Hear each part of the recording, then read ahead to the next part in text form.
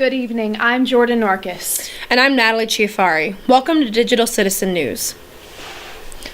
Sexual assault, whether physical or verbal, is proven to have no boundaries. For victims, it could lead to a life of harassment and exploitation.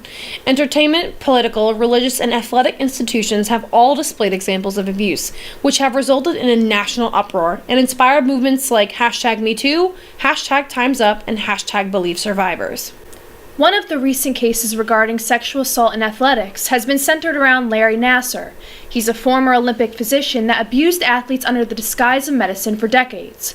The New York Times reports that Nassar was sentenced to 175 years for sex crimes. It is reported that he abused over 160 female athletes over the course of 10 years. One of those victims was Aly Raisman, an Olympic gymnast. Aly went on to testify against Nassar in January. Aly was recently invited to Sacred Heart University, where she spoke to a sold-out crowd. She talked about her journey as an advocate for sexual assault victims, her new book titled Fierce, and her experience with gymnastics. Before her event, I was able to meet and speak with Aly about her involvement with sexual assault survivors and what she is doing to be an advocate for the issue. I try to be as up to date with as many stories in the media as I can about the Me Too movement, and try to be as supportive as I can and make sure that I'm doing enough to speak out on behalf of not only myself and the gymnasts but also other survivors, because I've realized that not a lot of people feel like they have a voice, because a lot of people speak up and they're not listened to. So I'm very grateful that I am being heard. Abusers so often are supported over survivors, and that is so wrong and so unacceptable, and you see it's such a huge problem on college campuses. I would just want any survivor out there to know that it's not their fault. My best advice would be just to know that your story matters and to keep going until you find someone that will listen, because there are people out there. When I was speaking to Aly, you could just hear not only the passion, but just, the intensity in her voice for how just strung up she is about this issue. I mean, she told me that, everywhere she goes, she's been told by numerous occasions of all people coming together and just even people speaking out to her. Right. I mean, can you imagine the pressure, too, you must feel having your entire experience in front of the media? I mean, I don't know how it could be. I mean, I give her a lot of credit as a young woman and, not only being in the spotlight for gymnastics, but, testifying in front of a court against, her abuser and just everything she's gone through. She's so strong. Absolutely. An inspiration. The Catholic Church is recognized for its power, not only in the United States but throughout the world. And this year, it's been in the center of sexual assault accusations.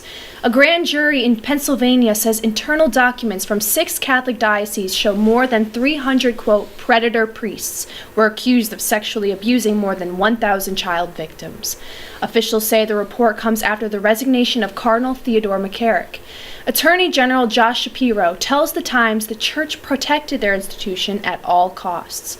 He says the cover-up by senior church officials in some cases stretched all the way up to the Vatican. Recently, Sacred Heart President Dr. John Patillo addressed the scandal within the Catholic Church in his blog. He says, quote, "There is a structural problem inherent in the church, which is based on patrimony rather than talent, ethics, and service when choosing those to lead as bishops." Patillo then asked the student body and staff to sign a petition in solidarity with Pope Francis's condemnation of clergy abuse.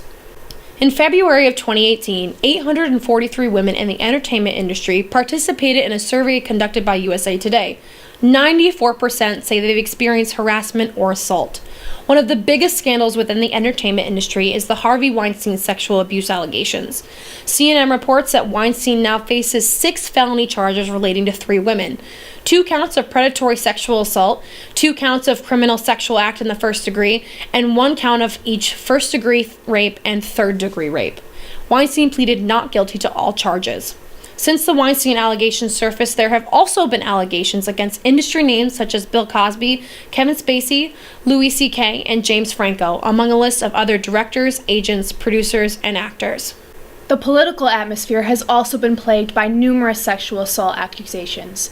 Senators, judges, and even the president have been accused of sexual misconduct over the past few years, which has led to investigations and conversations about the important roles that power and fear have in most sexual assault situations.